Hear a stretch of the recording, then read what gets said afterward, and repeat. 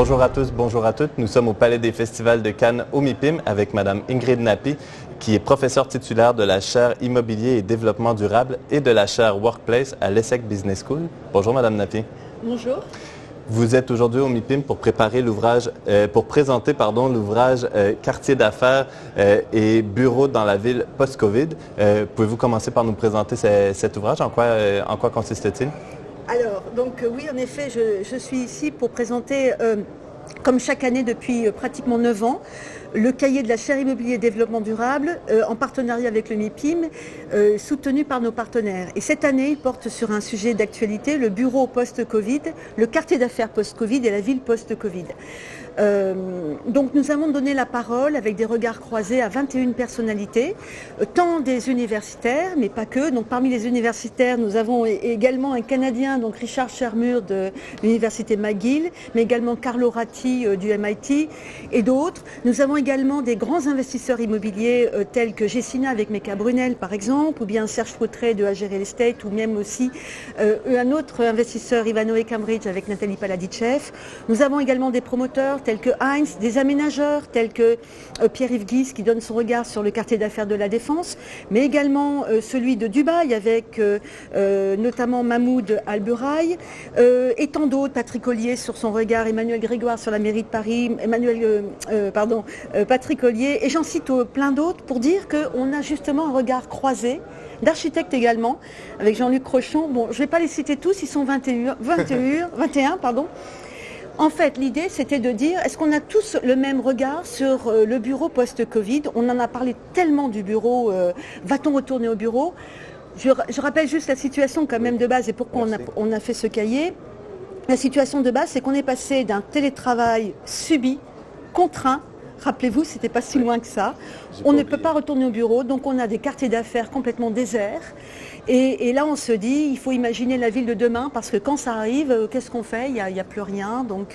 Et en même temps, quand on va retourner au bureau, si on passe du télétravail subi au télétravail choisi, avec plein d'hypothèses à l'époque, va-t-on travailler 5 jours comme on le voit à la Silicon Valley? Et encore, on est revenu sur ce modèle-là. Va-t-on travailler 3 jours, 2 jours? Tout le monde fait ses hypothèses sur la durée moyenne du télétravail. Aujourd'hui, le télétravail, c'est presque derrière nous. En tout cas, les accords sont en train d'être signés dans les entreprises. C'est pas forcément 3 jours. C'est bien moindre que 2 jours. Donc on est dans une situation post-Covid. Donc quel sera le bureau post-Covid? Et là, je pense qu'on a plein de choses à dire et voilà. En effet, vous me devancez, c'était justement la question que je voulais vous poser. Dans cette ère post-Covid où justement il y a une redéfinition des besoins des entreprises, puis en même temps un télétravail qui a laissé ses traces dans les usages des collaborateurs. Quel avenir est-ce que vous voyez pour l'espace de bureau? Alors d'abord, il n'y a pas un bureau, il y a plusieurs types de bureaux. Aujourd'hui, le bureau est devenu un produit. C'est pas seulement une classe d'actifs, c'est également un produit qui correspond à des besoins différents selon les secteurs d'activité, selon dans l'économie du numérique, comme un groupe comme Orange, on n'a pas les mêmes besoins, on n'a pas les mêmes objectifs dans un secteur comme Total par exemple, dans l'énergie ou dans la banque ou autre encore. Donc on a des secteurs d'activité. On a également des types d'emplois, des types de métiers. Et donc nous avons fait une enquête et nous l'avons également présentée selon les CSP. Quand on est cadre dirigeant ou quand on est agent de maîtrise ou employé, on n'a pas les mêmes façons de travailler, les mêmes besoins d'espace de travail. Alors, on va dire que la crise, elle a également sensiblement modifié ce qu'il y avait avant la crise. Donc avant la crise, c'est l'économie d'innovation, le développement de l'économie numérique, l'arrivée du flex office, où, comme on sait, on a besoin de sérendipité, de se rencontrer. Mais on oublie que ça correspond à un certain secteur d'activité. Avec la crise, se pose la question du télétravail.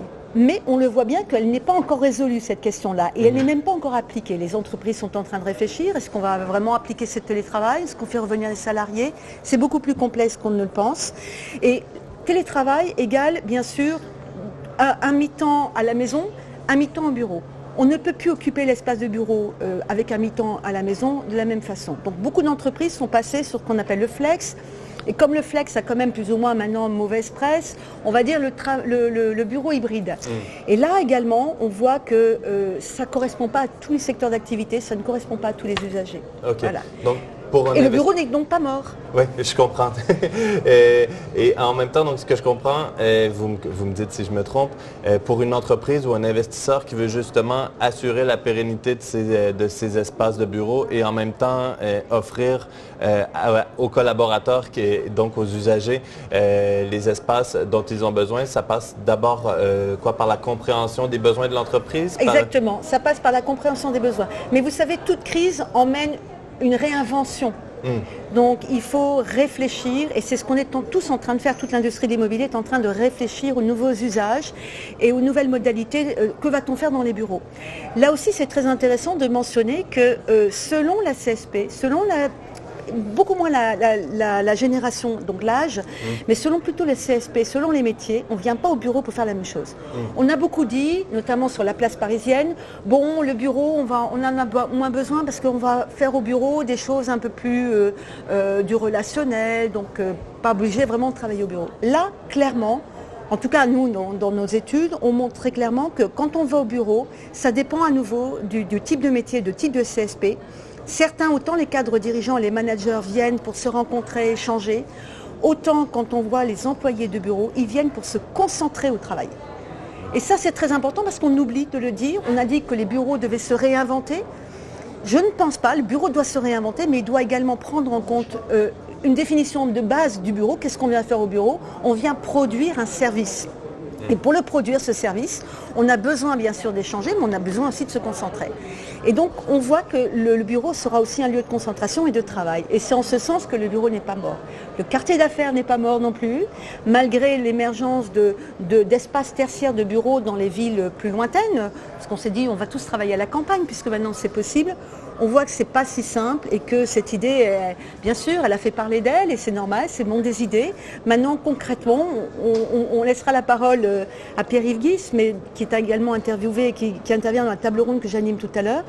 Clairement, le quartier d'affaires n'est pas mort, il va se réinventer. Si on ne se réinvente pas, on n'existe plus. Il va certainement inclure davantage de mixité, mais de toute façon, c'était déjà le cas du quartier d'affaires de la Défense, puisque la différence de son homologue à Londres, dans les Docklands, on a un quartier d'affaires avec des secteurs d'activité qui sont tous représentés. Ce n'est pas uniquement un quartier d'affaires de banque. Oui. Donc déjà, il est mixte. Déjà, il est mixte même dans son invention. On avait du logement avant même de faire venir des bureaux. Donc, c'est beaucoup plus subtil et les immeubles de bureaux resteront des immeubles de bureaux où on aura besoin de se concentrer, on aura besoin de se travailler, quoi qu'on en dise. Parfait. C'est tout le temps que nous avons pour l'instant. Ce que je comprends, c'est qu'il y a encore beaucoup de réflexions et de questions à poser. Heureusement. Heureusement. Et pour quelques éléments de réponse, il y a le cahier quartier d'affaires et bureaux dans la ville post-Covid. Merci beaucoup Ingrid Nappi pour votre temps. Merci à vous. Et merci à tous et toutes de nous avoir rejoints. Au revoir.